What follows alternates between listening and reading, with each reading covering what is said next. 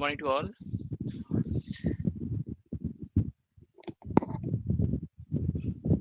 Good morning, is everybody back? Yes, sir. Okay, we'll wait for a minute and then we'll start. Okay, so everybody's back. Okay, so let's start. Okay, so my screen is visible, right, to all of you? Yes, sir. It is visible, sir. Okay, great. Any questions till now? Till this point of testing and splitting the test set and the training set? Anybody has any questions?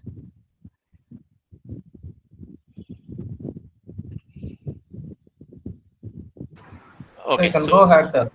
very good. So the next step, which we are going to talk about pre-processing, is something called the feature scaling. Okay, and then what is feature scaling? I will explain you. So if you have seen the years of experience and salary, right? So years of experience will typically vary from 1 to say 40, right? Or maybe maximum say 45 or whatever, right? Depending on the how many years you've put in this. And but your salary could be somewhere maybe 10,000 a month to even 2 to 3 crores a month, right? I'm just giving an example where, depending on the position in the organization, the salary could be in different ranges. Now, typically, what happens is in machine learning, when you do an analysis or when you compare between the various variables, okay, if you were to compare the years of experience and salary, if you see the years of experience has got a specific scale from 1 to 40 or 1 to 50. Okay, but my salary has got a range right from $10,000 or 10,000 rupees to even 2 to 3 crore rupees. Okay, so if you see that the scales are different, one is at a very smaller scale and one is at a larger scale. And if machine learning algorithm were to do an analysis with data with different scales, it becomes very, very difficult. So what is recommended is that you need to scale down these values to a common base scale.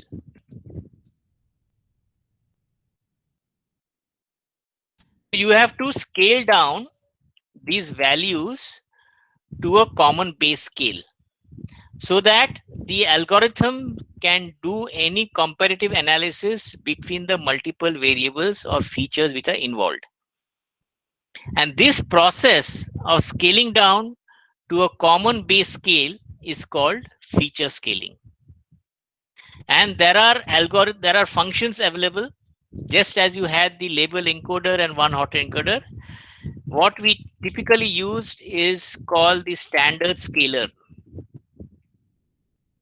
The standard scaler is a function which is used to convert such values to a common to a smaller value, okay, which will basically help the machine learning algorithm to do a comparison. Now you don't have to really, I mean, if you can always get into more details of the algorithm, what it does, but as a data scientist, you only need to know that there is a feature called feature scaling. There is a functionality which will help to take care of data in different scales. Okay. So coming back to my this, so if you see here, I have got age and salary in different scales, right? As I said, age could be up to 60 and salary could be up to whatever crores or rupees, right? So to do the feature scaling, I basically what I do, I go back to my script.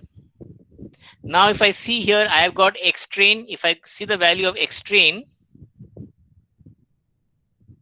and xtest, okay, I will scale down all these values. Typically, I would have only scaled down age and salary, but for convenience here, I will scale down all the values. Now, when I run this function, I can either use min max scaler or standard scaler, but I'm using standard scaler because that is mostly used in the industry. And I will scale down xtrain and xtest. Now, when I do now if I see the value of xtrain, you will see the values has come down typically between -2 and 2, smaller values. Okay, it has brought it down to a very small value, which obviously machine learning algorithm understand. You don't have to really care about it, but the fundamentals of feature scaling is what I'm trying to emphasize here. So it's bringing down to one scale. If I do similarly X test, it is similarly like this: -1.45, -0.9, and so on. So this is a very important feature which you have to do as part of my data pre-processing step. Okay, so these are the important steps for feature scaling, right from important libraries, data sets, identifying the independent dependent variable, missing data, data characterization, splitting the data, and feature scaling. These are the data pre-processing steps which you always need to do before you start training the model. Okay, so I'll pause for 15 seconds. Any questions till now? And then I'm going to get into regression.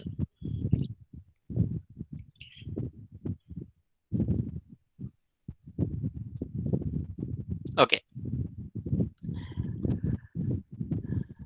So if there are no questions, let me see on chat if there is anybody has anything. Okay, so we are good. Sir, one question is that Sure, sure, sure. can you explain what the algorithm behind min-max scaler? If what is Yeah. actually does? So there is a. I'll give you this.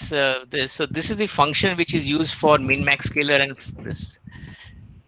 So this is the function which is used for min-max scaler. We use this function x minus min-x divided by max min-x, and for standardization we use x minus min-x mean-x. This is minimum, max. This is mean divided by standard deviation. So this is the formula which is used to bring down the values to a smaller values, typically between -1 or -2 to +1 +2. Okay, this is what the formula is used internally. Okay. Okay, sir. Thank you, sir. In a particular that is machine learning algorithm, is Mm-hmm. both standardization and normalization both mandatory or any You one can use can? anyone. You can use anyone. That's okay. Okay, okay, okay. Thank you. So let's come to regression. So as I told you earlier, regression, we talked about y equal to mx plus c. Here we talked about a linear line, and you know what's a dependent independent variable, and the m, which is slope in machine learning terms, is called the coefficient. So m, which is slope, is called the coefficient. Okay. And as I said, there could be a univariate regression where you have a single variable independent variable, or you have a multivariate regression where you could have multiple independent variables, right? Here, as I said, the price of a car depends on the mileage, the features, the brand, and so on, right? There could be multiple features, right? Now there are different. Now this is where I'm coming to the machine learning models, which I'm going to. Some of the models I'm going to show you. So basically, these are the various models. So my focus out here is going to be on the simple and multilinear regression. Okay, where you have a single independent variable and multivariable, but there are different other types like the polynomial, support vector, decision trees, random forest. And one thing, obviously, as I said, how do you measure the efficiency of your model? Okay, how do you measure the efficiency of the model? And that is what I'm going to discuss as part of the evaluation of model performance. Okay. So as I told you, right, when you do that workflow, you had something called, you had 70% training set, and then you train the model, you came out with some patterns, you fed the independent variable, and then you came out with the predicted value of the dependent variable, and then you compared the predicted value and the actual value. Now if you remember that, now come to this slide. So if you see here, you have got, say, years of experience and salary. Now this line shows you that if my model, that is a predicted line, if I've taken the test data and I predicted the salary for these years of experience of test data, this is my salary, predicted salary. So this line is a predicted line which is coming out of the model, and the dots or the plus signs which you see is your actual data. So in order for you to perform or to get the best efficiency of your model, you need to ensure that the gap between this and this is less. So you have to minimize this distance, or in machine learning terms, okay, y caret is called the predicted value and the y is the actual value. This is the notation we used. So you have to ensure that the sum of y minus y predict the whole square has to be minimum. And this sum of yi minus y square is minimum is called the cost function. Or it is also called the ordinary least squares, or it is also called the mean square error. There are so many terms which are used. But the most common term that we use is the cost function. Okay. So whenever your cost function is minimum, that means your sigma of yi, that is my actual value, and y predict the whole square is minimum. That's where I can say my model is efficient. Okay. So this cost function is showing here is sigma of 1 or 2 m. M is a sample size. HUXI is a predicted value, and yi is your actual value. So what linear regression works on the principle where it tries to alternate, or it tries to modify the coefficient in such a way.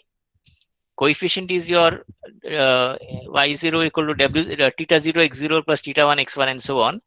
It tries to play with the coefficients in such a way, and it tries to reduce, so that it reduces the cost function, or reduces the minimum error, mean square error, that is reduces the yi minus y predict the whole square. Okay, this is how the principle of linear regression works. Now we will go to an example and show it in the screen. So I will go to one simple regression folder, simple linear regression, and what I will do is I will just may initialize this to just blank out this. So I do what is called restart kernel. Okay, I restarted kernel, and in the files I open simple linear regression.py. Now see, when I've done this, everything has got initialized and my variable explorer using a blanked out, right? So that's to make sure there's no confusion with the earlier script that I run. Now that I've done this, now I have got my data set. I go to my files and my data set is salary-data.csv. So this is a very simple example. This is what the workflow I showed you, years of experience and salary. This is my data. Okay. Now I know years of experience is my independent variable and my salary is my dependent variable. Okay.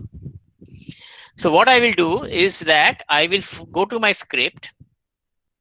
As I said, first I will do all my data pre-processing steps, right? So first what I did, I will import my libraries.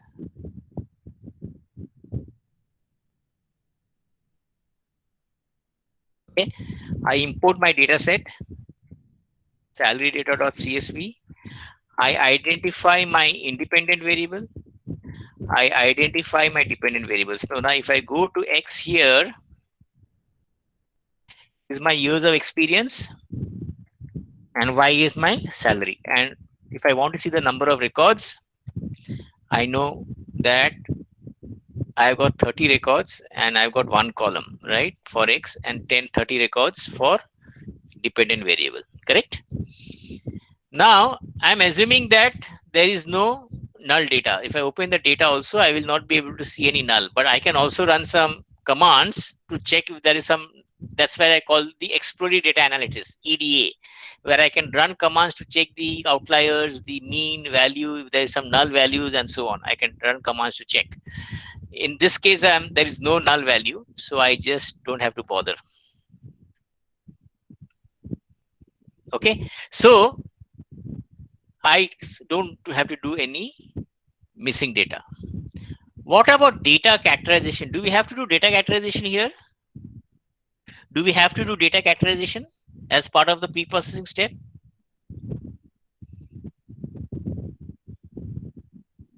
Anybody? Do we have to do data categorization? Not required. Why? All are numerical numbers. Perfect. So you don't have any text field, so you don't have to do data categorization. Okay. So the next step which I'll do is splitting the data into training set and test set. So which I do here. So just for convenience, I have taken 10 records as my test set and 30 records, 20 records as my training set.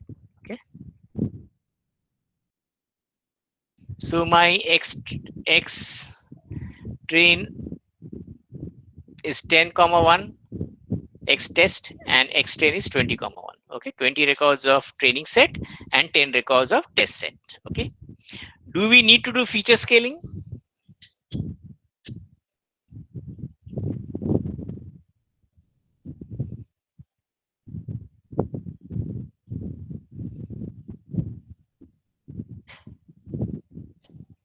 Is feature scaling required as part of the data preprocessing step for this set of data?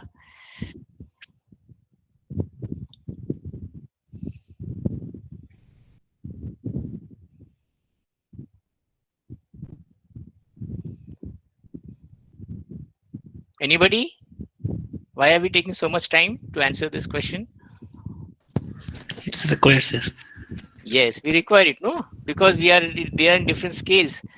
I mean, here you may say that no, the value is 121,000, but imagine you got millions of data. You may not be able to do a visual analysis, right? So you have to do feature scaling. Okay. Now what happens is, since we are running the linear regression, we are going to use the linear regression algorithm. So linear regression algorithm already takes care of feature scaling. So it is inbuilt within that program itself, which means that I don't have to explicitly do feature scaling using standard scaler or min-max scaler. That is why the particular code has been commented here. The particular code has been commented here. Okay. So what I have to do now, assuming all my data preprocessing steps is done. So what is my next step is, I will go to train the model.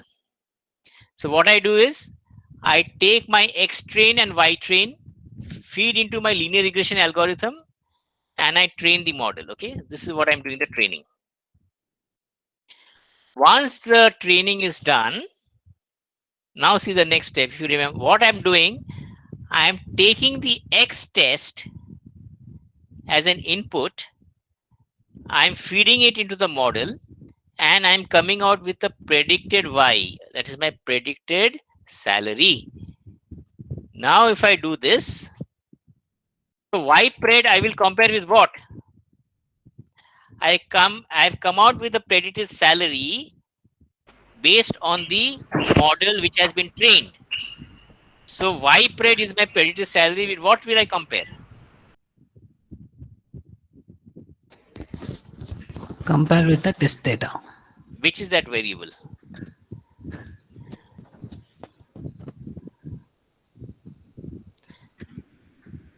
Dependent variable. No, but which is the variable from this variable explorer? Can you just point me out the variable name?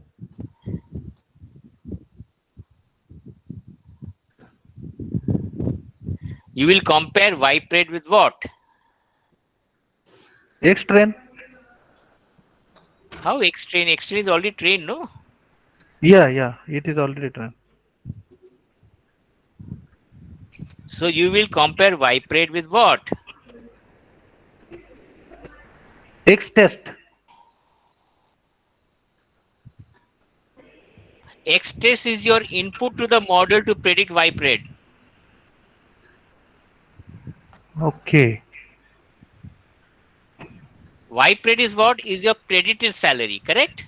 Yes. So you will compare Y pred with what? It said Y, that is the data set, that is the output Y. You have to compare, then find out the error. You will compare with Y because Y is the superset.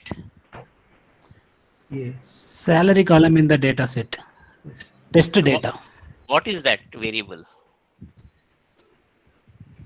Actual salary. Salary. That is Y test. I'm asking for this. I wanted you guys to tell me this. Actual salary. Yeah, Y test. Yes, Actual salary of your Actual- test data. Yes. Actual salary. That is why I wanted to understand from you what I'm going to compare. So I will compare Y test with YPRED, or I will test other way. I'll compare YPRED with Y test, which is actual salary. So the way I can do this is, number one, I bring up Y test.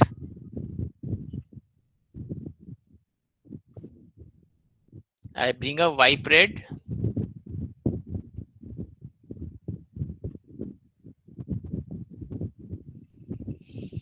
Okay. And now if I do a visual comparison, I see that, okay, where my actual data is 37,731, it is around 40. Not bad, right? If it's 122, it is 123. It's pretty much still better. 57, 65, a bit little away. 63, 63, pretty good. 116, 115, so on. So this is how, if I do a visual comparison for a small records, I can get a feel about this, right?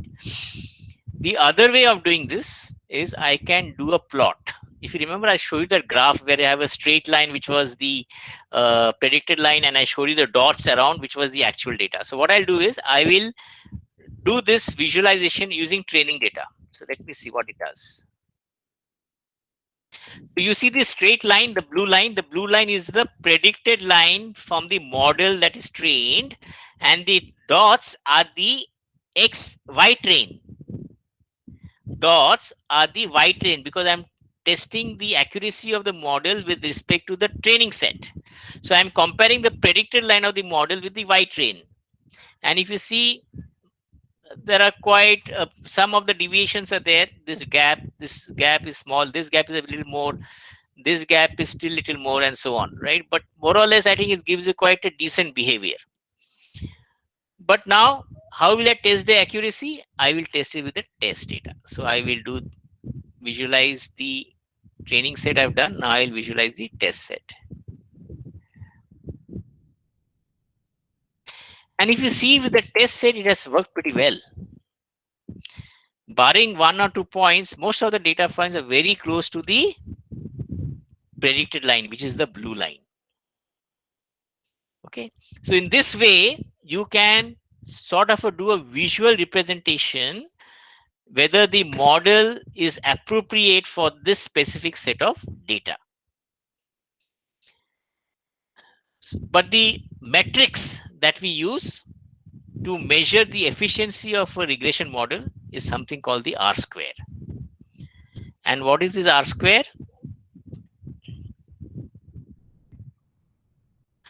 This is the formula for R square. So R square is 1 minus sum of squares residual divided by sum of the square total. What is sum of the square residual? Sum of yi minus y predict to the whole square.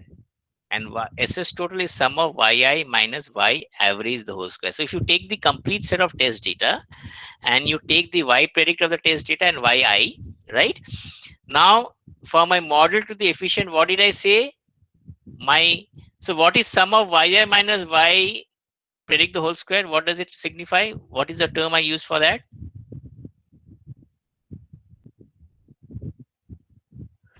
Sum of yi minus y carried the whole square. What does that signify? Remember, I told you something in one of the previous slides, guys. You remember the cost function, right? So yi minus y predict is your cost function. So if I want to minimize my cost function, that means my sum of the square residual has to be close to 0. And if my sum of the square residual is close to 0, my R square has to be close to 1. So if my model gives you an efficiency close to 1 or 100%, that means I can recommend this model to my customer. Okay, so what I'm going to do is I'm going to execute another script where I will calculate R square. So what I will do is I will close this. I will open another file called simple linear regression model efficiency.py. Can you please go on mute who is not speaking?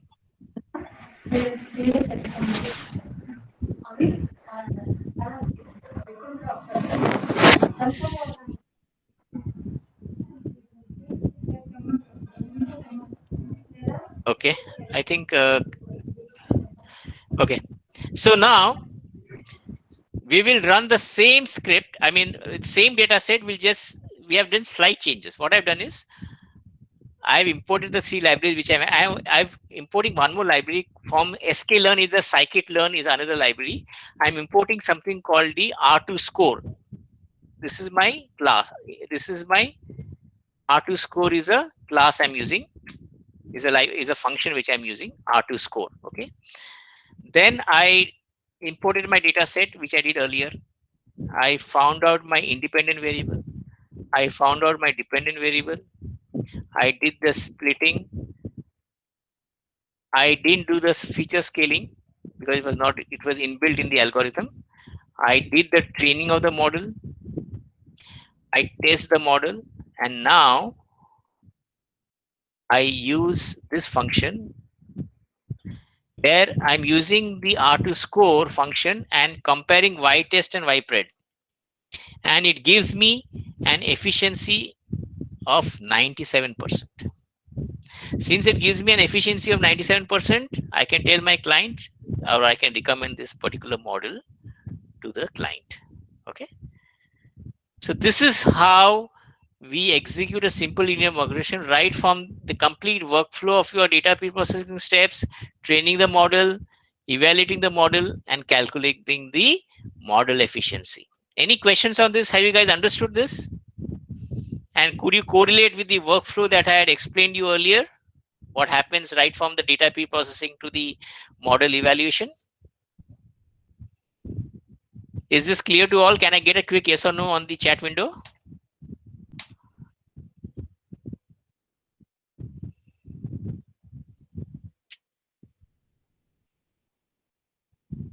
Okay, so you have now understood what is simple linear regression, or what is also called a univariate regression. Now let's get to a little more complex, not very complex, but something which is very common in today is a multivariate regression, because single univariate regression doesn't is very less used, but you'll have cases whether you are in 5G networks or very other cases where you have multiple parameters or multiple features which would decide the dependent variable, which becomes a multivariate regression. Okay, so let's go back and I'll close this.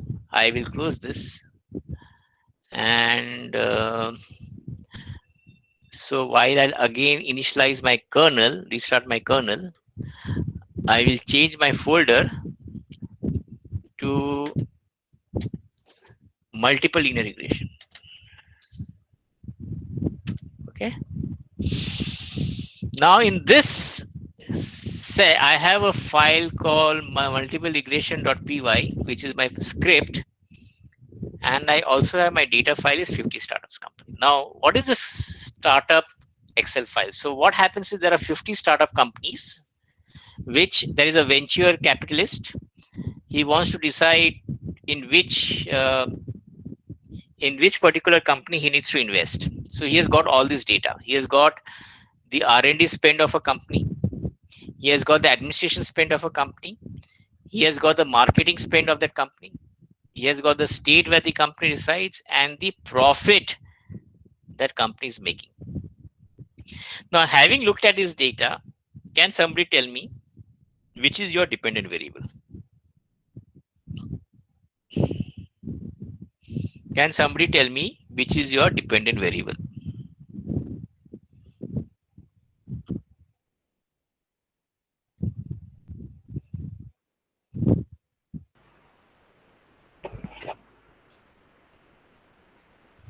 Profit.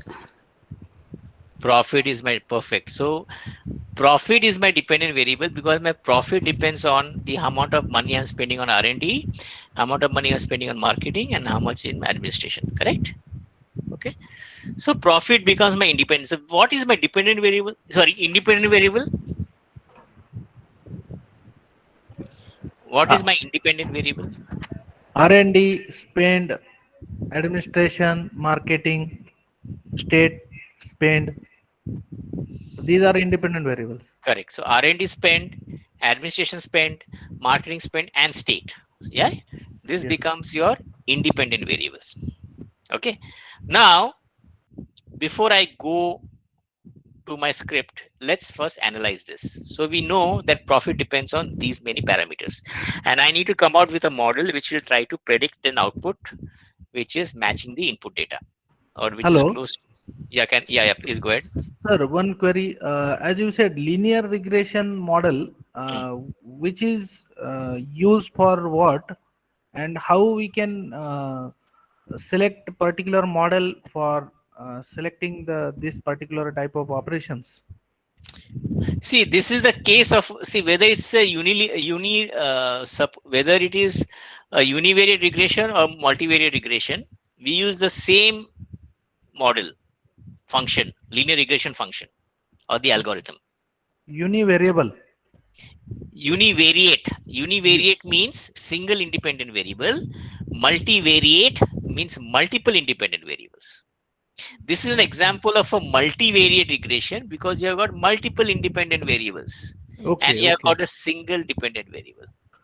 So for both cases, we can use linear regression model. We have to use linear regression. Yes, Okay, okay, sir. Okay, thank you. we'll be using the same linear regression model. Correct. Absolutely Okay, right. okay. Now, let's go back to the script and data pre-processing steps. Number one, you will be importing the libraries. There is no question. You will import the data set.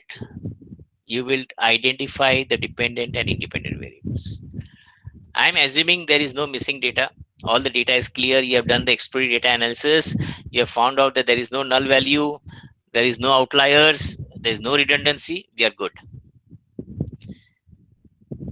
What about data characterization? Do you need to do data characterization?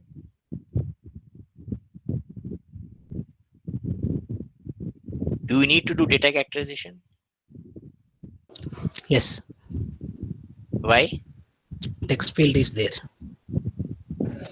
That is your state, correct? Yes, So you have a state field, which is a text field.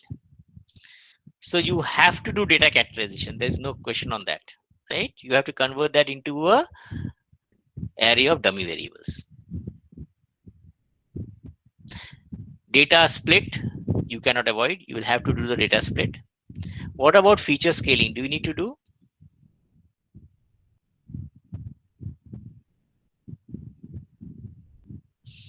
Do you need to carry out feature scaling?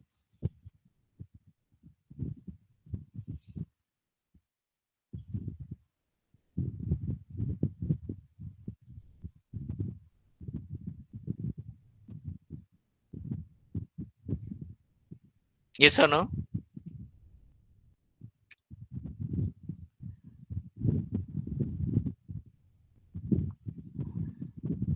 You have to do feature scaling because your R&D spend, administration spend, marketing could be in different scales. You don't know. One could be in millions of dollars, one could be in thousands of dollars, one could be in hundreds of dollars. I'm just giving an example, right? So it could be in different scales. Okay, so you have to do feature scaling to get it to a common base scale. Okay, so now I will do the data pre-processing steps using the script. So my data set is 50 startup.csv, which I showed you here. Okay, so I will import my libraries. I imported NumPy, I imported Matplotlib, I imported pandas, right? Then I take the data set, I read the data set, I find my dependent variable, and I find my independent variable. Sorry, independent and dependent. So my, what is my x? X is my the three expenses and the state. And what is y? Y is my profit. Correct? Now what I do is that I do the classification of data. So what I did here, I do the label encoder, one hot encoder. So I do the data characterization. So I take the data. Now if I see the value of x, if you see the interesting thing here, your state was the fourth field in before we did the data characterization. But after data characterization, when the dummy variables got created and replaced the state field, it came in the beginning. So all your dummy variables get moved to the beginning, and then your other expenses follow. So you will see here, you will have the first three other dummy variables because there are three countries or three states, sorry, followed by the three expenses that we talked about. Okay. Then what we do is we split the data that we know. Okay, so if I go to Xtrain, so my 20% is test set. So if I see my total number of records is 50, so my 10 records are test and 40 records are training. Okay. Again, as I said, since we are using the linear regression and logistic and feature scaling is part of that, is already inbuilt in the linear regression function. I don't have to do explicitly. That is why I have commented the code here. So I'm not executing this code, right? Then what I do, the same thing, I do the fitment. I take the 80% records, I feed into the model and train the model so that the model comes out with some pattern. Once it has done that, then I again, same concept. I take the X test, feed into the model and predict my profit. Okay. And then I use my same function. If I want to calculate my efficiency, then what I can do is I can always find out using the linear regression function. I can also find out the efficiency of my model. So if I see here, I'll just open another file, multiple linear regression.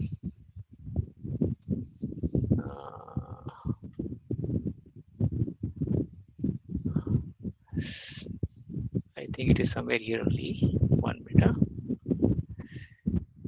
So that is where you can find out the model efficiency.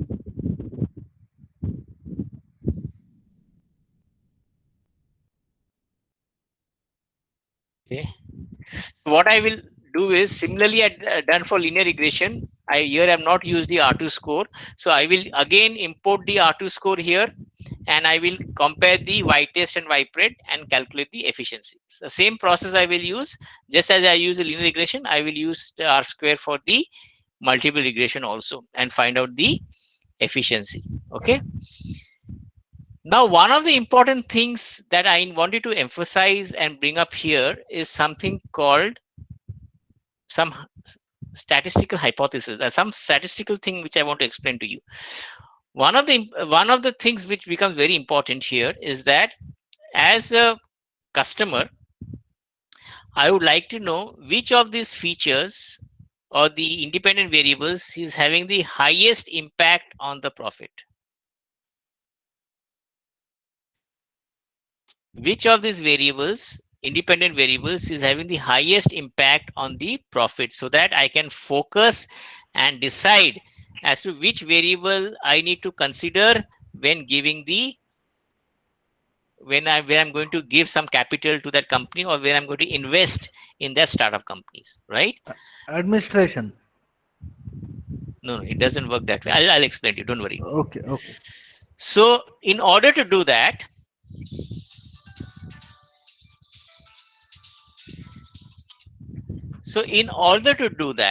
what we need to do is there is something called, see, one thing which I always told my students, whether it's faculty or whether it's normal students, is that if you want to do a career in data science, you need to have very strong fundamental, strong knowledge on statistics. Because everything is statistically based. So you need to understand the concept statistics. There are various concepts like the, as I said, standard deviation, mean, variance, covariance, coefficient of covariation, p-value, eigensquare. There are so many concepts which are used in machine learning. Unless you have these concepts clear, it will be difficult for you to understand or appreciate what you're doing.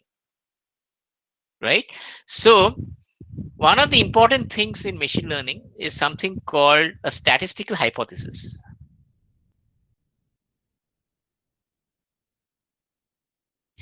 And within this, you have something called a null hypothesis and you have an alternate hypothesis.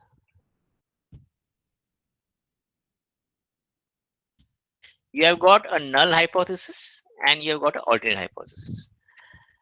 Now, there is something called a p-value in statistics. For every feature, there is a p-value which gets calculated.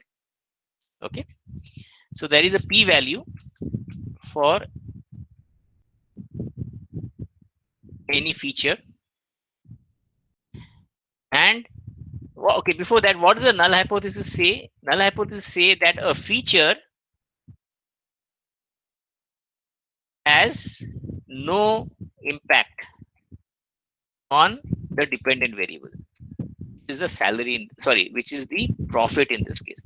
Alternate hypothesis says is feature has impact, has significant value, sorry, has significance impact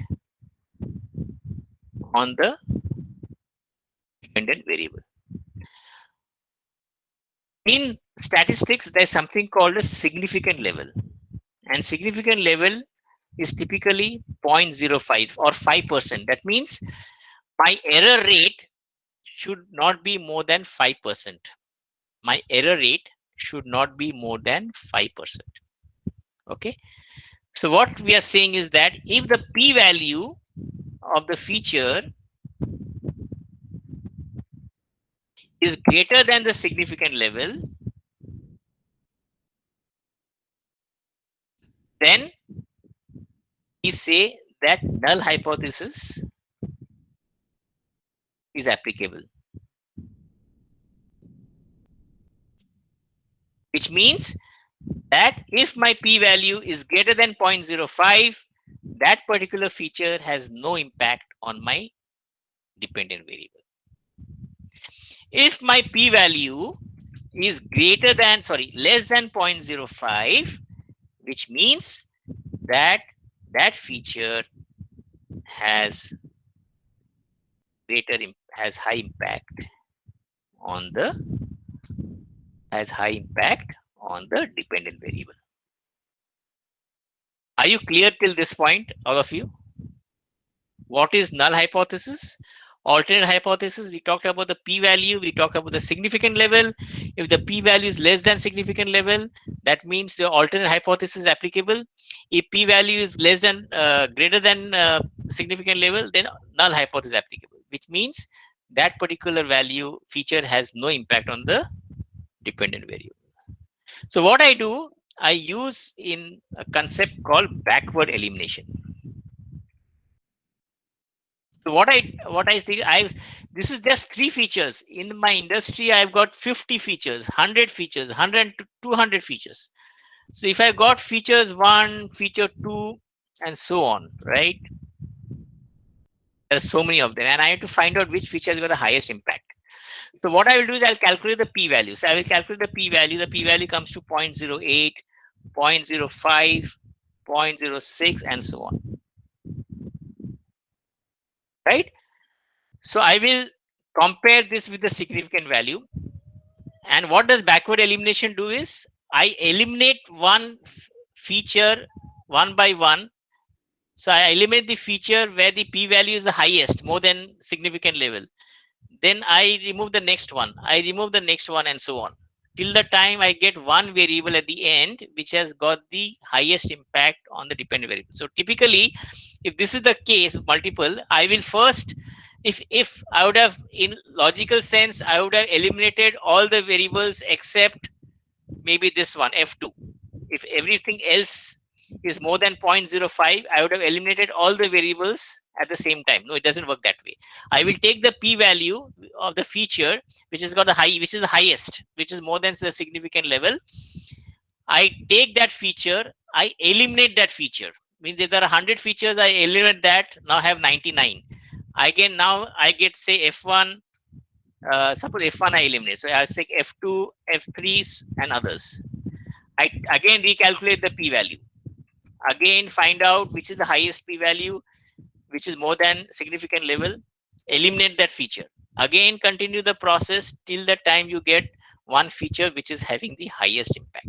This is how we call it a backward elimination, because you're eliminating one feature after the other based on the p-value. And this is what is very important in multiple regression, and this is called the alternate. Here we are using the statistical hypothesis of using the p-value. Have you understood this concept? All of you have understood this concept of p-values, significant level, and what is the concept of a null and an alternate hypothesis? Any questions on this? Yes, sir. Yeah. Sir, while eliminating one value, Mhm. in case of eliminating the feature, and You're right. to find out one feature that is having high value, Mhm. for example, say one value is 0.08, 0.6, 0.7, likewise. Correct. So how it will be taken care of in a fast processing? There is a function already available. You don't have to bother about that. I've just explained the concept. So Okay, okay. there are functions available. I'm just trying to explain you the concept. So there are functions available which will calculate the p-value, and it will help you to derive the value which is the lowest p-value. Okay. Okay, okay, sir. Thank you. But I'm just trying to explain you the concept. Yeah, concept See, got it, sir. function programmatically you can always do the way you want. The function Yes, concept is important. yes, sir. Got it. Thank you. Excuse me, sir. Yeah. Sir, is there any procedure to set the significant level for that p-value? The p-value typically is 0.05. In the industry, we use significant level as 0.05, which is 95% accuracy or 5% error. So anything which is more than 5% error, that's why you say it is not viable. Something which is less than 5% error, that is where you use the alternate hypothesis. That's what we use. Thank you, sir. Yeah. Okay. Anybody has any other questions? Okay, great. So what I will do is, I will not execute this in the script, but I wanted you to understand this concept of backward elimination and how it is used to eliminate features which has got the least impact on the dependent variable, which is profit in this case. Okay. So this covers my thing on the regression. Okay. I've covered regression. I've covered how you calculate linear regression, multivariate regression, the workflow, and how do you evaluate the regression performance using the R square. Okay. So next thing which I'm going to go is talk to you is about classification.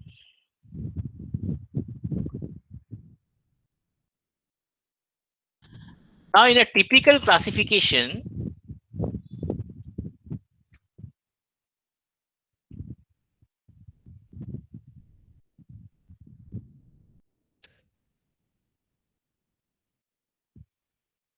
so as I said, what is a classification? A classification essentially means that you have the y or the dependent value having a discrete set of values. Now, this is a very standard data set called the vertebrate data set, which you'll find in most of the standard courses that you see in machine learning. This is one of the data sets which is always taken as an example. And if you see here, there are multiple features like the name, the body temperature, the skin cover, the gives birth, aquatic creature, alien creature, and so on. And the label, that is the dependent variable, okay, is either a mammal, a reptile, fish, or so on. Right? So this is an example of classification data, because the label or the independent variable has got a labeled fixed set of values. It's either mammal, reptile, fish, and so on. As against, in the case of regression, the y was a continuous set of variables. Okay. Now what I'm going to do is that I'm going to basically, what I'll do is that I'm now going to use models to evaluate classification data, right? Again, here the concept is absolutely the same. Okay, the workflow remains as it is. we use the same workflow which we have used earlier. In classification, some of the very popular models are the logistic regression, decision tree, random forest, K nearest neighbors, or it's also called the KNN, SVM, which stands for support vector machines, and then you also have the naive Bayes probability. Okay, so these are the various models which are used.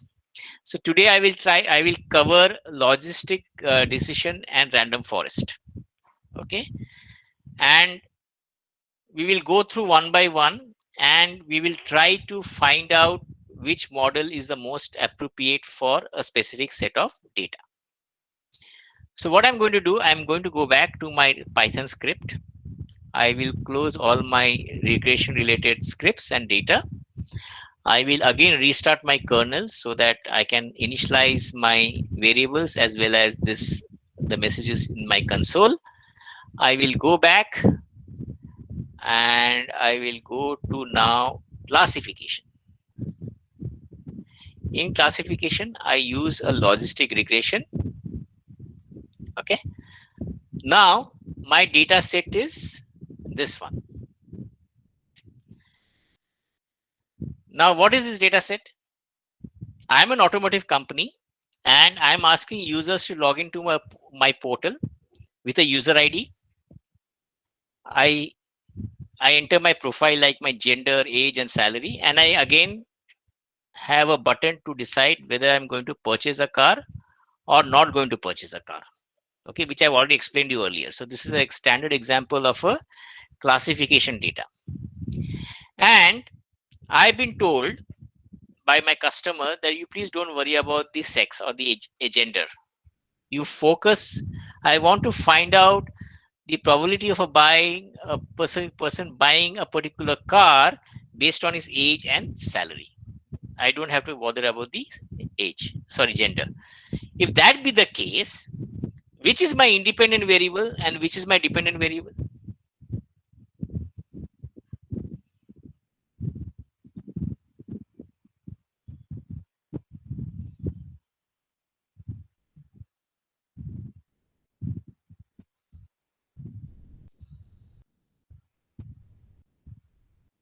Which is my dependent variable and which is my independent variable? Yes, anybody?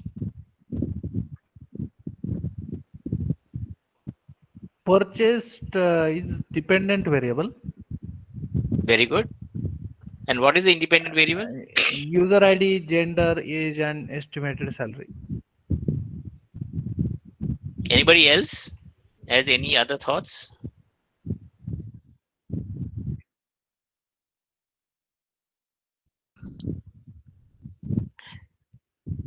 See, user ID has no meaning. It just I log in with a user ID and it's unique for every user, right? It has not going to do any impact on my analysis because for every user I have a unique ID because that's my login ID to the portal, correct? And then I have also specifically told as a customer that I don't care about the gender, right? So in that case, what is going to be a dependent variable? Independent variable, age and salary, estimated salary. And my dependent variable becomes my purchased, yes or no. Is that correct? 0 and 1.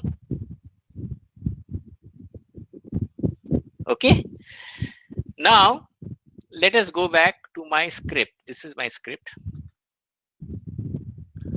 Now, I will first import my libraries, which I've been doing, no problem. Import matplotlib, import pandas. I import my data set, import my independent variables. Sorry, I identify my independent variables. I identify my dependent variable. And if I see my X here, it is only age and salary. I've omitted the gender and the user ID, correct? And then if I use the salary here, sorry, I use the Y here, is my 0 and 1. 0 is not going to buy the car and 1 is going to buy the car. Now I'm assuming that there is no missing data. What about data characterization? Is this required? Do we need to do data categorization? Not required, sir. Why? Because gender we ignored it. Other thing, age, salary, then it's numerical number. Correct. See, if gender would, if I would have considered as part of my analysis, then I would have done my data categorization. But since I've been asked to omit gender, I don't have to do data categorization. Correct. So in this case, I omit my data categorization, and the next step which I do is my splitting the data into training set. And so I got 75% test set, sorry, training set, and 25% test set. So if you see here, I got out of 400 records, 300 records are my training set, 75%, and 100 records is my test set. Do we have to do feature scaling?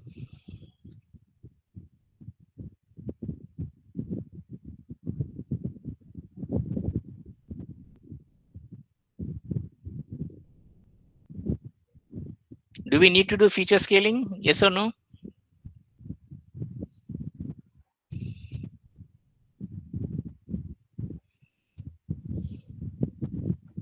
Yes.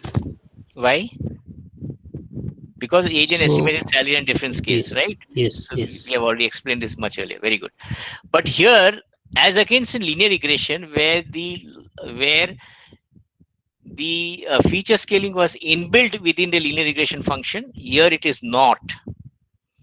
So you have to explicitly code before getting into data modeling. So here, if you see, I am actually coding the feature scaling. So if I go here and if I use a standard scaler here, and now if I go to xtrain,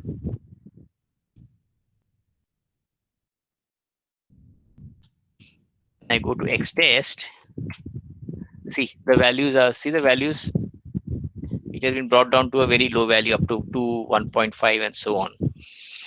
Okay, so at this point of time, I've completed all my data pre-processing steps. So now the next thing will be, I have to come out with the training and then model evaluation. So what I do is I again use the same concept. Now I'm using logistic regression and I'm feeding xtrain and ytrain. Then I'm feeding ypred. What will be the possible values of ypred? What will be the possible values of ypred?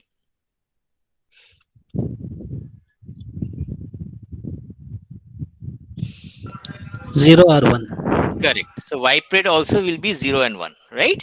So now I will do a ypred, and if you remember, as I had done last time, what I would have done is I would have taken ypred, I will take y test and done some sort of visual comparison, right, as to whether the predicted model is giving the values in line with the actual test data, right? And so I could maybe, when more or less many of the values are this, but there could be some differences. For example, I will say 32 is 1, 39 is also 1, 23 is 1. If I go up, 23 is also 1, 25 also 1. But if I go to 18 is 1, 21 is 1, 23 is 1, 25 is 1. Okay, so I think there are some abnormalities are there. Like suppose I go to 78 here. See 81 is 1, 81 is 0, right? So there are some values where the predicted and actual values are not matching. Okay, so this is one of the visual comparison which generally we never do, because if it's a small data it makes sense, not for a big set of data. Okay, what I use, another thing I can do is using the plotting, which I did like earlier. What it says, see, this line is my prediction line. This is my prediction boundary, which is called. On the left hand side, the red is the predicted value of 0, and the right is the predicted value of 1. and whatever dots I see are the actual data. So you will see there are red dots in red, there are green dots in red, which is an error. There are green dots in green, and the red dots in green, which are again an error. Okay, so in this way you can do again a visual sort of a representation of how far your actual data is away from the predicted value. Okay, similarly you can do this using test data.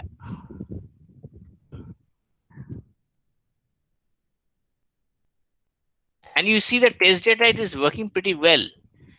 If you see, there are maybe 2, 3, or 6, there will be some green dots on the red side, and there are some red dots on the green side, but it's very, very less. I mean, the model seems to be working fine. But how do you measure the efficiency? While against in the case of regression, we use something called the R square. In the case of this one, we use something called confusion matrix. So confusion matrix is used to measure the efficiency of a classification model. And how it works is like this. So you have a predicted value of y, dependent variable, and the actual value of y, which is your actual data, your test data. And the probable values are 0 and 1. So you'll have 0 and 1, 0 and 1. And assume there are 35 values where my predicted value was 0 and the actual value is 0. So there are 35. There are 50 values where the predicted value is 1 and the actual value is 1. That is also fine. But look at the error ones. There are 5 cases where the predicted value is 1, means he's going to buy the car, but actually he is not buying the car. Okay. And there is another cases where I have predicted that he is not going to buy the car, but actually is buying the car. Okay. Now, if you were to calculate the accuracy of a model, we used by default 2 values. One is the accuracy rate and one is the error rate. So accuracy on this case will be 35 plus 50 divided by 100, which is 85%. And the error rate will be 15%. 85% and 15%. So my model again here will work fine if my accuracy is close to 100%. Means I have to minimize these 2 errors. Now I will explain these 2 errors very well in my next slide. Please understand this. Now let's take an example. You have plus and minus. Plus means a person is suffering from cancer, and minus means the person is not suffering from cancer. Okay, so we have a classification output which says a person has got 0 where he's not having cancer, or minus, and plus means he has got cancer, right?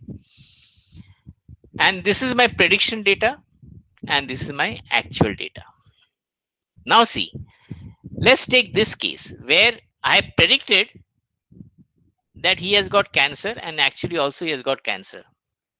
This is perfectly fine, and this is called true positive. Let's take this one. I predicted that he does not have cancer, and actually also he does not have cancer. So the model is working fine for this data. This is called true negative. Let's look at the error ones. If you look at this, we have predicted that he has cancer, but actually he does not have cancer. This is still fine. This is manageable. Though it's an error, it is a less critical error. Because where I'm saying that yes, he has predicted that he has got cancer, but actually he does not have cancer. So this is basically called false positive, or it is also called type 1 error. But look at this one. I have predicted that he does not have cancer, I predicted that he does not have cancer, but actually he has cancer. This is a very big problem. My model has done a big error where if I would have used the model and gone with the prediction, I would have said this person does not have cancer, and I would have not even gone ahead with the symptoms. And later I see that person has developed more, there's more criticality. So I cannot get such sort of errors where he has detected prediction, where he has predicted that he does not have cancer, but actually when he has got cancer.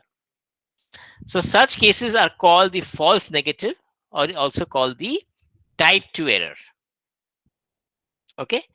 So if you see here, this is how it's so beautifully explained. So you know what is a true positive, true negative, false positive, and a false negative. Any questions on this point? Have you understood this concept? All of you have understood this? What is confusion matrix? Any questions? I pause for 10 seconds. Anybody has any questions on this confusion matrix?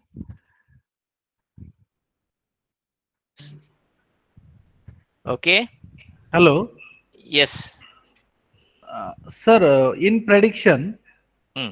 there is a true class and here error is there. So type 1 error and type 2 error. Correct. So how we can predict type 1 and type 2 error in these two false cases? How we can predict that this is a type 1 error and this is type 2 error? This is type 2 error because you are depending on the situation you are envisaging. In this particular scenario, when you're doing a cancer detection sort of analysis, Okay. why type 2 error is most fatal, is more serious. For Okay. because here you had predicted he does not have cancer, but actually he had cancer. Okay. So that's a fatal, right? Yes, right. It depends on the situation. What is type 1 or type 2 error? But again, these are the important errors we need to eliminate. Okay, okay. Means type 2 error is generally a fatal error. Likewise, you want to say? It is more fatal than type 1. Okay, more fatal than type 1. And type 1 is also fatal error. Yes, it is an error, but less fatal. For example, here in this case, I am saying that he does not have cancer actually, but he has predicted he has cancer, but Okay, actually okay. he does not have cancer. Okay, okay. It means wrong detection. Wrong detection, but is not fatal detection. Okay, and More type fatal 1, is this one. Is this more? This is more critical. yes, yes. In short, we can say that type 1 error Hmm. is a error which is having, we can say small error percentage, and type 2 we can say more error percentage. Likewise, we can. I can say that if my type 1 error percentage is less, it's still manageable. But if my Okay, type 2 error percentage is high, it is not it is not correct. okay, okay, sir. Thank you, sir. Okay.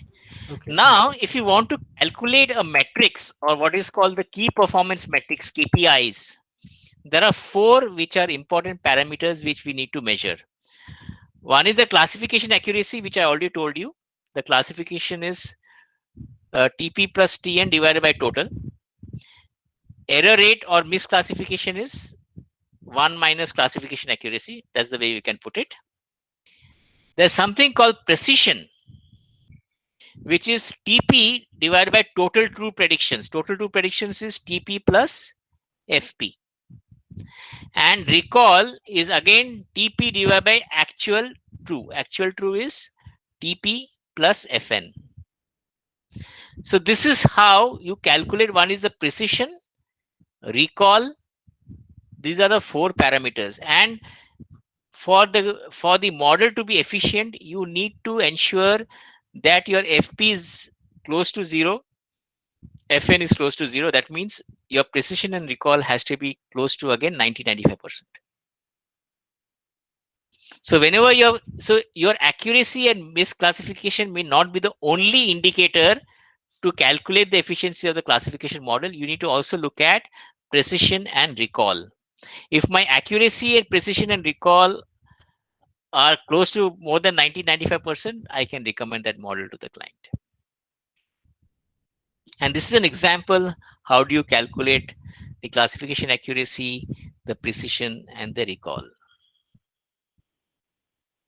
Okay. Any questions, or have you now understood the concept of confusion matrix? All of you?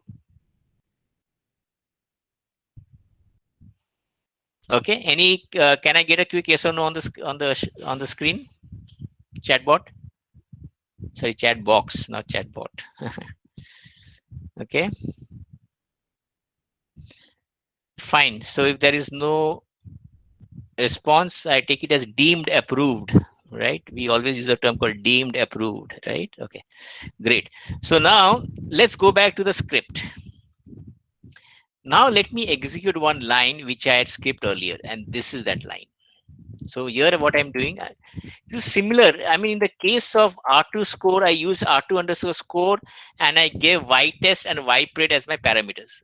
It's only the same thing. I'm using confusion matrix as my function. That's the only difference I'm using. And if I use this, if I run this, and if I go to CM, if I click on CM here, so what is the accuracy here? So what will be the accuracy here? 89%, right? My accuracy is 89%. I would have also calculated the recall and precision, but looking at the data, it will not give you very high percentage because my accuracy is only 89%, right? So this is how I can decide. Now, since it is 89%, I will not recommend this to my customer for this set of data, right? So now what I am going to do is, so as I told you earlier, in industry, I will, for this specific set of data, I will try other models. I will try the decision tree. I will try the random forest. I will try the KNN. I will try SVM and so on, and find out the model which is giving me the highest efficiency or highest uh, uh, accuracy or recall or precision for that set of data. Okay, and that's how I measure. I do in the industry. Okay, so now what I'm going to do is, now I've done logistic regression. I will now get into what is called the decision tree. Now, what is decision tree? So typically, if you know that if in a decision tree, you have a root, a branch, you basically create branches which starts with the root. You have nodes, node 1, node 2, node 3, and so on. And then after that, node 1, node 2, node 3, you have got child nodes also, so on, child node. And then below that, you have got the leaf, which is the lowest level. Okay, now using a decision tree algorithm, also I can do a model prediction, and how it works is like this. So let me go back to the slide and explain you.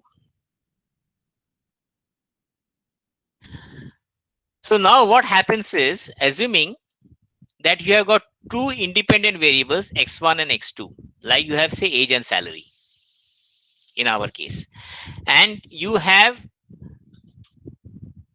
plus green and red. So green signifies that he is going to buy a car, and red signifies he's not going to buy a car. That's your data, right? So in decision tree classification, what happens now, this is again a statistical calculation which happens.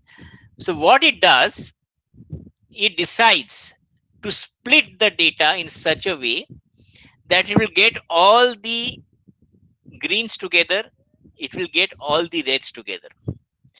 Now this algorithm, one of the most famous algorithm which is used, is called the ID3 algorithm, and it uses the principle of information gain, or also which is called entropy. So when I'm saying, if you talk about entropy from a chemistry perspective, so higher the entropy means higher the heterogeneity in the mixture or in the fluid, right? Lower the entropy, lower the information, lower the heterogeneity, or higher is the homogeneity, right?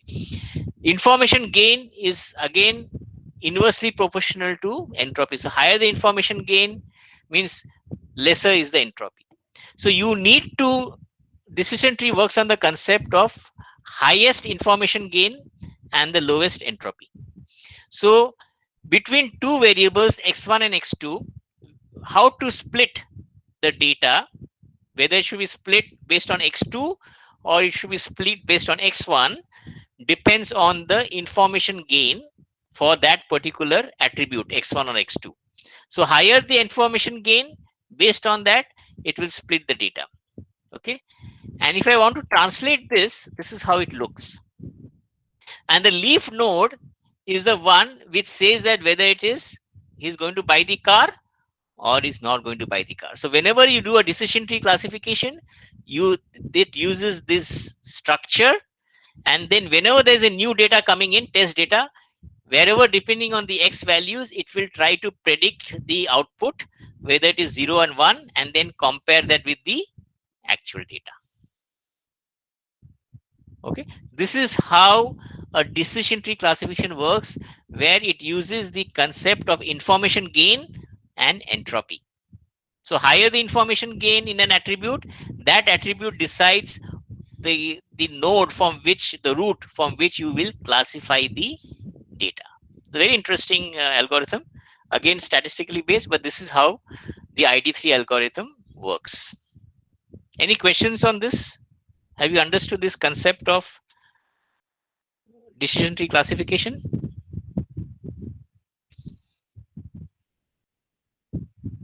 Okay.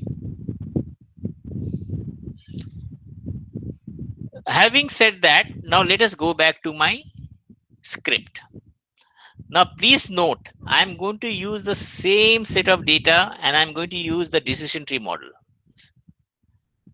Now see what happens. I select here, go back, select decision tree classification. I select a folder. I will reset the kernel.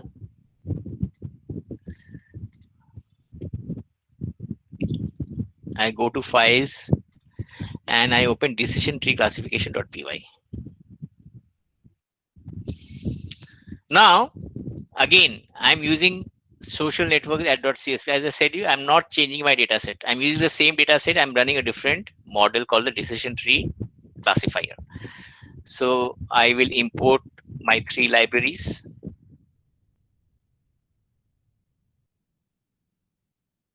Everything is the same.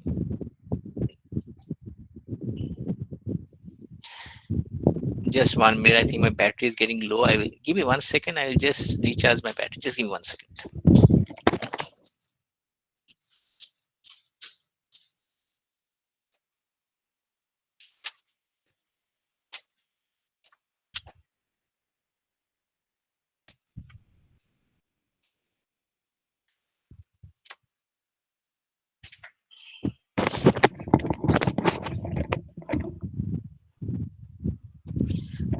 Okay, so now I imported my data set. I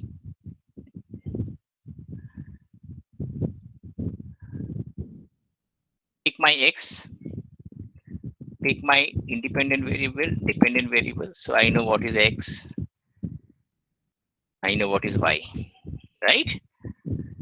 Now I do my data split, which I've done earlier also. Same thing. I use my scaling because I had to scale my data. So this is my x train and this is my x test. Okay, clear. Now same thing, I will train the model. Here I'm using criteria equal to entropy and using a decision tree classifier. So I'm training the model. Okay. I've trained the model, then I did the prediction. Okay. And then I would have compared ypred and ytest manually or physical this. Okay, I would have done the graphical representation also. Now see, I will see the confusion matrix. And if I see the value of CM, my classification accuracy is 91%. As against the logical regression where my classification accuracy was 89%, here it is 91%. So this is still a preferred model. If I'd have calculated again the recall precision and found out which is the more, I mean, and found out the values, and depending on that I would have recommended. But looking at just the accuracy, I would have preferred a decision tree model compared to a logistic tree regression for the same set of data. Correct? Now, one of the important or one of the issues with decision trees, which is that's why decision tree is not generally used, is the concept of overfitting. What happens is there is something called underfitting and overfitting. So when you do a underfitting, that means you are prone, that model is prone to more training as well as test errors. In the case of overfitting, the training errors could be less, but the test errors are more. That means when you evaluate the model efficiency is going to be less when you're doing with the test data. And that is one of the observations which is found in decision trees. And to take care or to take care of such issues, we use something called the decision random forest, or it is also called the ensemble method. And how it works, I will explain to you. And before I go to the script, just understand the concept here. So what happens here? Here also random forest uses decision trees, but it is uses in a different way. So imagine that I have got 1,000 records of my data. Okay, let's take the same set of data, age, salary, and he is going to buy a car or not going to buy a car. I take 750 records as my training set and 250 records as my test set. Okay, we know that 750 and 250. Now what I do, this 750 records, what I do is I decide, I'll have to take a decision as to how many decision trees I should take. Now this is something which you need to decide based on experience. What we have found is the higher the decision trees, the accuracy is more. But again, there is a limit to the number after which your accuracy will never increase. So you will have a threshold. So you have to play around with the number of decision trees, which is a parameter which decides the accuracy of the model. So in this case, let's imagine that I'm going to take 5 decision trees. As it's a parameter, I decide that I'll have D1, D2, D3, D4, and D5. I've got 5 decision trees. Okay, and now I have, say, I got 100 records here, 200 records here, 200 records here, 100 records here. My total should be 750, right? So 300, 400, 600, 150, right? So I split it up into 750 records of my training data. And what I do, I run my decision tree classifier here. I run my decision tree classifier here. I run my decision tree classifier here. Okay, I run it. So I run it DTC, I run DTC here, so I run individual decision trees with this set of records. And I come out with some predicted value. Once I've done the predicted value, I take the actual data. I got the actual 250 records test data. So I take the first record of the 250 records of the test data. I feed the independent variables. And I predict the output, whether it's going to buy the car or not. And suppose this gives you a value of 0. I run the first test data on the second decision tree. I get a value of 1. I ran the first test data on the third decision tree. I get 1. Similarly, I run with the 4 decision tree. I get 0. And again, D5, I get 1. So what it will do, it will aggregate based on the count. So wherever it finds the highest count, or which is also called vote, it will select. So for that new set of test data, the first of the 258 test data. When I ran it through all the 5 decision trees, I got these values. So for that specific test data, I will take the value of 1 because that is the highest count. Then I will second test data. I will run through all the 5 decision trees. I will do a prediction and then take the test data and see where is the highest vote and so on. So this is how I will run through all the 250 records and come out with a final predicted value for each test data based on the highest vote. Is this clear to all of you?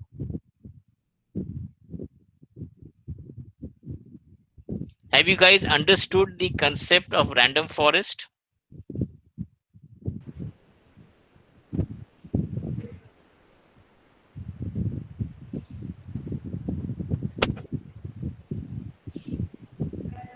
Hello. Yes, sir. Hello. Yes, yeah. You got it right. Yeah, as you said, first data is taken from 250 test set, and then it is compared. It is compared, uh, not compared. It is ran through 5 DTC, and then we'll get predicted value, Correct. and that is written as a 0. Likewise. Correct. And take the value as with the highest count. So in this case, it is 1. Yes, yes. Highest is 1 and lowest is 0. Correct. So you go, so your highest number of count is 1. So you take the value of 1 in this case. Okay. Okay. So you vary the number of decision trees in such Huh. a way that Huh. your accuracy is higher. Okay, okay. Here, in case of getting higher accuracy, for Hmm. example, person buying a car, it Hmm. means here it is showing 1. Not buying car, it is showing 0. Correct. Likewise. Correct. Correct. 1 Okay, is he is buying a car. 0 is not buying a car. Okay. okay, sir. Okay, thank you, sir. So Cynthia was asking how to make inference about the reason for one model. Okay, this is again through experience. We have, as I told you, there's a lot of advantages and disadvantages of every model. Decision tree, I told you specifically what is the drawback, and otherwise, most of the models have pluses and minus, but we typically recommend to run all the models with the same set of data and find out the one which is most efficient, right? And random forest is obviously better than decision tree, no doubt about that. It is always preferred compared to at least decision tree. It is always preferred to go for random forest. Okay, does that answer your question, Cynthia?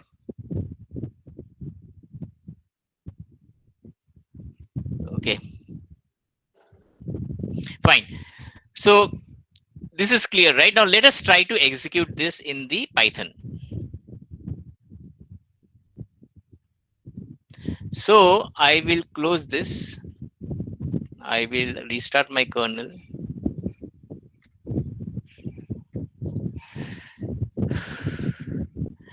And I will select a folder called random forest classification. And I will select this random forest classification.py. Okay. Now I will do the same thing here. I will import my data set. I'll import this. I'll import my this. I will take, again, I will identify my independent and dependent variables. I will do the data split.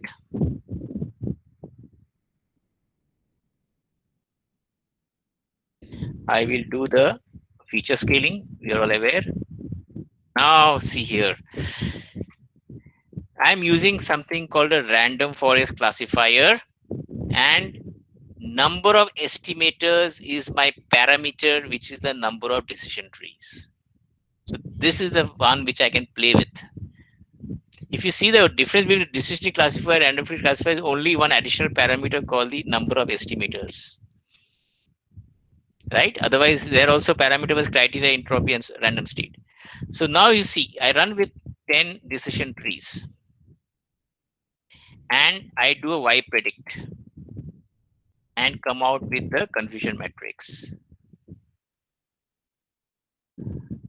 Sorry, I have not done this. I'll have to run this first. And now I do CM. It is giving me an efficiency of 91%. Correct? It is as good as decision trees, what are given me. Now what I will do, I'll vary the parallelistic n equal to 30. Let's take n equal to 30. Hello, And yes. sir. One query here. Hmm. When confusion matrix is coming into picture, and how to proceed further? The confusion matrix is considered picture when you have the complete set of, it is doing the comparison of the test data, right? The complete Right. set of test data. Right. And it is doing a comparison with the y predict and y actuals. Yes. Right. So what I'm doing here is that I'm trying to vary my number of decision trees and calculating the confusion matrix. Okay. Okay. So now I'm taking decision tree numbers 30 decision trees. I'll excuse this again. Yes. I will do this and I will again calculate CM and see the value of CM. Hmm. Now see the CM is 92%. So where it is 92%? I am not getting. 62 plus 30 divided by 100. Okay. Okay. Right? Okay. Right. Now let me take 50 Huh. and see.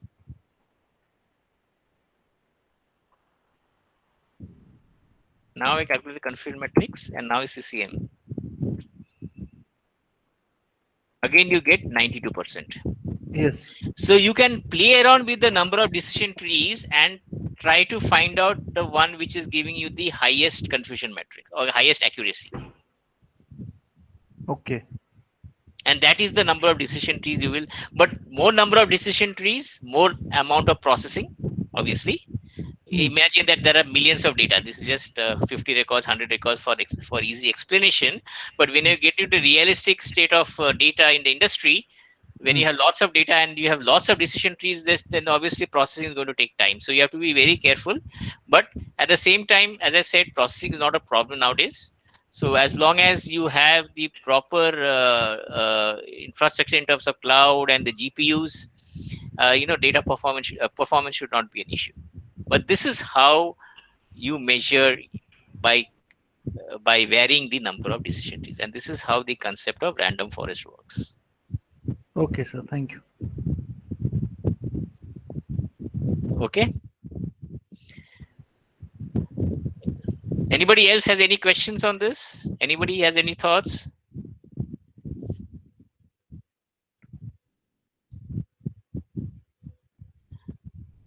Okay.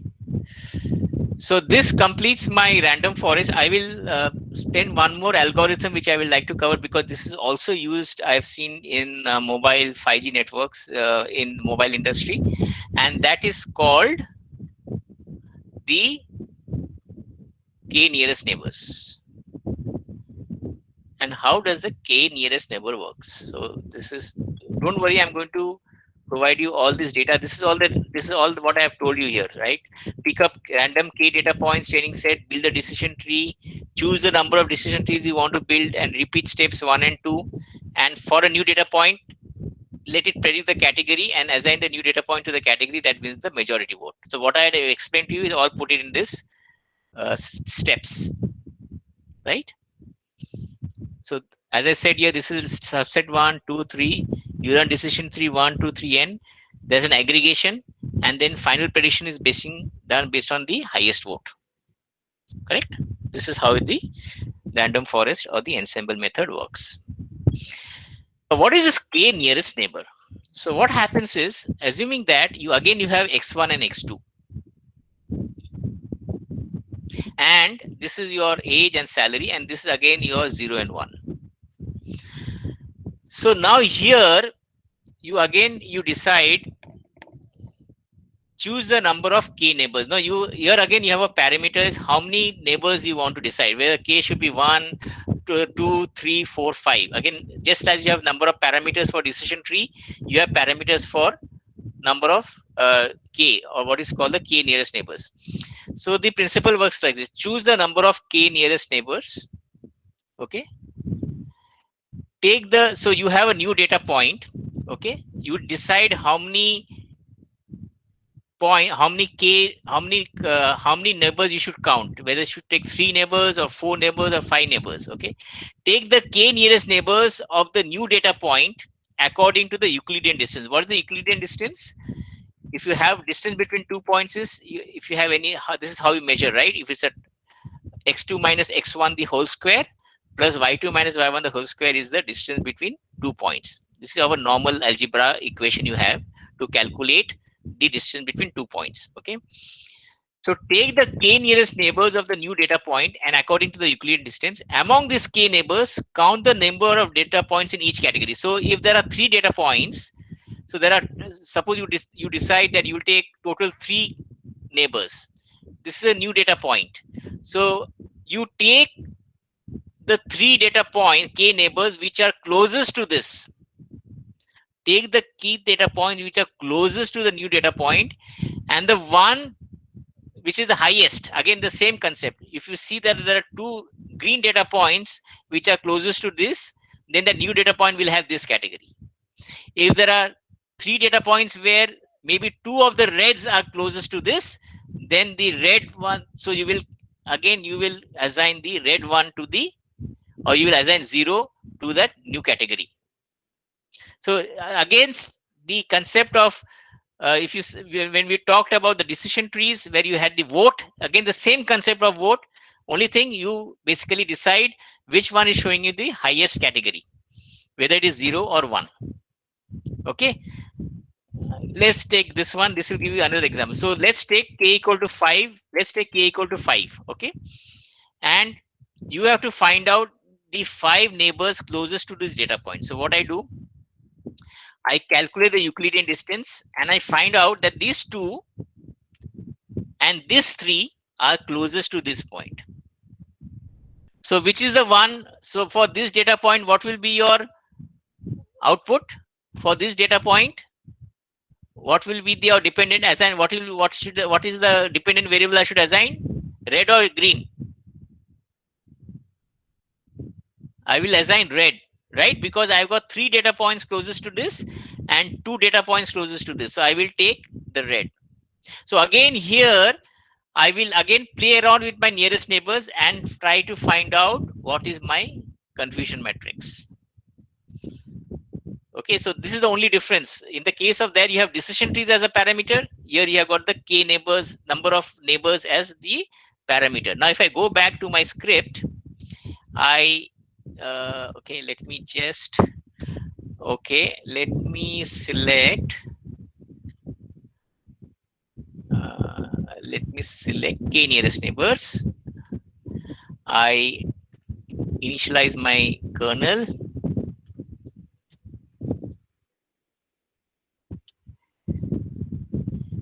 Okay, I'm again using my same data set, and I'm going to use knn.py. So I import my data set. I import my libraries. Same thing I do. Again, my data set. Independent variables and dependent variables. This is my data split. This is standard scalar. We are clear. Now here, again, n neighbors equal to 5. This is again I can vary. This is my number of key neighbors. Okay. So I do this. I do a y predict. I do this differentiation matrix. I find out what is my CM. My CM, see, it is showing much higher, 93%. As against ensemble method, in the case of k neighbors, my efficiency is little more. Then I can play around with my number of neighbors and try out what is the CM. So the concept is same as decision tree, where you're varying the number of decision trees here, you're varying the number of k nearest neighbors here.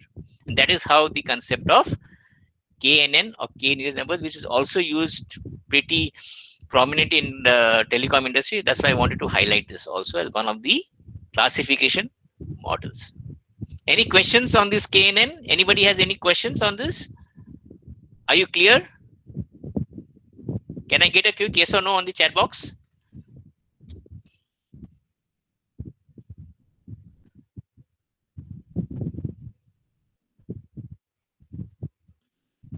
I know it's lunchtime, but I think I finished it more or less. So, any questions? I finished my section.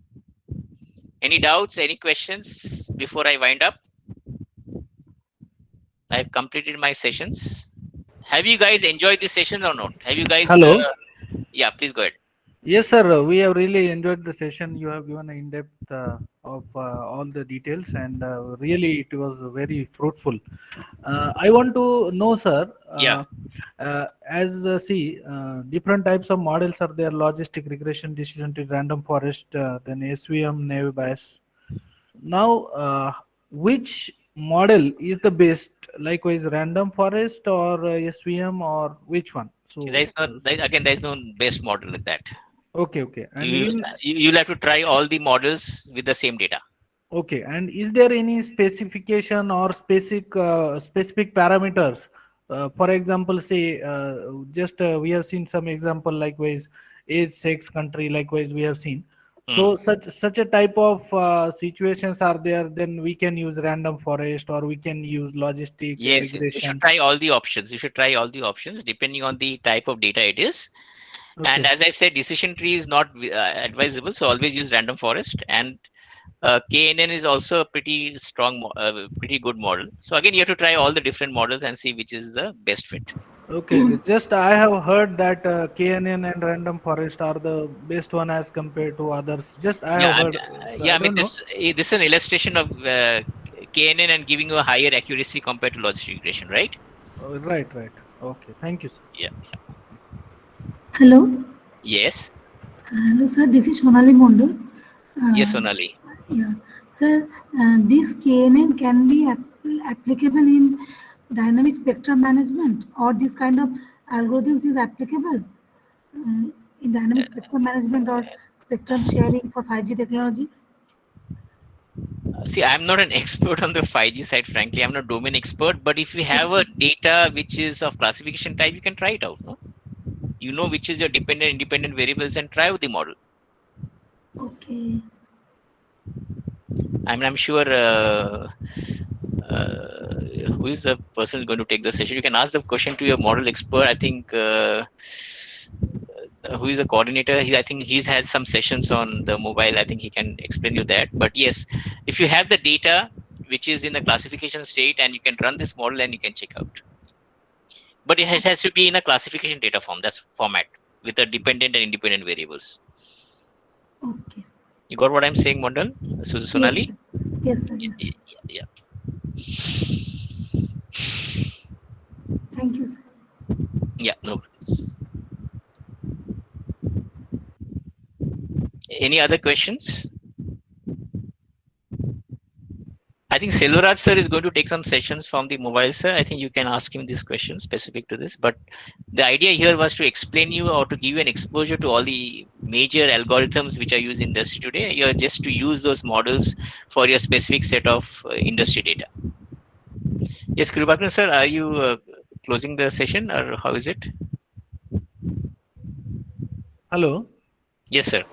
sir. Can you comment on the future of AI and Mm-hmm. ML, which can change the life of human in research and all related fields? See, ML is a subset of AI, Yeah. right? Yes. And as I said, so you have got deep learning methods also today, which is doing prediction of images, can do prediction of very complex things. So there's a lot of research going on in doing unstructured data, pattern recognition and all that. So machine learning that was a starting point. I mean, future is could be anywhere. You self-driving cars is a very standard example, and tomorrow there could be a situation where you could train a robot to do a human behavior to that Yes. extent, Yes. right? So that's all machine learning. So Yeah. machine is doing simulating a human behavior. That's what it is all about. Yeah, and I have read one research article in that research news actually. In that I have gone through the detail that Amazon had developed one lab Hmm. in which everything can be performed by robot. So in the picture they shown that one lab is there, and in front of each and every computer laptop, one robot is sitting and doing the coding and all the job. It means each and every work it can be done by that robot, and only Yeah. weekly maintenance is required for say 1 or 2 hours likewise only, and they will work 24 by 7. So if such a situation will exist in a reality, then what about job of people, It IT will not. people? It will not happen in India for sure. How many years? But That depends. if you go to Japan, Yes, okay, yes, if you go to Japan, all the Nissan and the Hondas, yeah, you will hardly find any people in the shop floor. yes, yes, yes. They're Japan all is very advanced one. Advanced. They're and using they advanced have technology. yeah, and the advanced population, and they are not densely populated as India is, right? So Yeah. and so it's a different. It depends on the adoption of AI in that particular country, and again depends on the population, depends on the skills, and so many things are there. Yeah, and government also, because Obviously, government has to regulations also. yeah, yeah, yeah, And more important, obviously, in India, is not feasible. If you yes. want to get a self-driving car in India, then I don't know when it's going to when that's going to happen, It right? will take too much time. Yeah, I mean, you don't have roads to have I mean, where people are not there, right? It's very difficult. Yeah, So yeah, it's again depends on where you are doing it. But I'm just saying that is how the advancement is happening today. yes, yes. And I would like to thank you specially, sir, because I have attended few programs also related to AI. But you have given AI and ML, but you have given in depth and in detail of the coding and programming, and in a very simple and executable way. So thank you very much. I have got a lot of knowledge from you, and especially I would like to convey my thanks to you. Thank you, and all the organizers also. Thank you. Thank you very much. Thanks for your thanks. I appreciate it. Yeah, thanks a lot.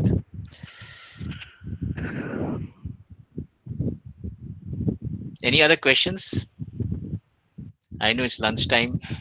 I'm hungry as much as you are. Okay, Indeed, it Kirubakar. was. Yes, Yes, sir. yes. No, I am here, Silveraj here in Tribaran login. Yeah, yeah, yeah. Yes, Yeah, it Raj. was really a wonderful experience. I mean, you have given a lot of illustrations, and those two illustrations we learned it. So that is the interesting part of this lectures. I was listening. Definitely, everyone learned a lot from this session, and we are very thankful to Sri Chaudhary And for if you his. want to, and yeah, yeah, and if you need some help in your, because I come from the industry and I've been doing in 90 plus colleges today, all India, and all my faculties are working professionals, including me. So I've actually taken out time to do this from my normal office work. So if you need some help from a student's perspective, you can take my number from Silveraj sir, and you can contact me. No worries. Yes. Yep. Yes, thank you, and we'll get back to you afterwards through email for other formalities. No problems. So Absolutely. thank you, sir. Thank you, Kiribakar sir. Thank you all for your attendance. Thanks for your patience, and have a lovely day ahead. Bye bye. Thank you.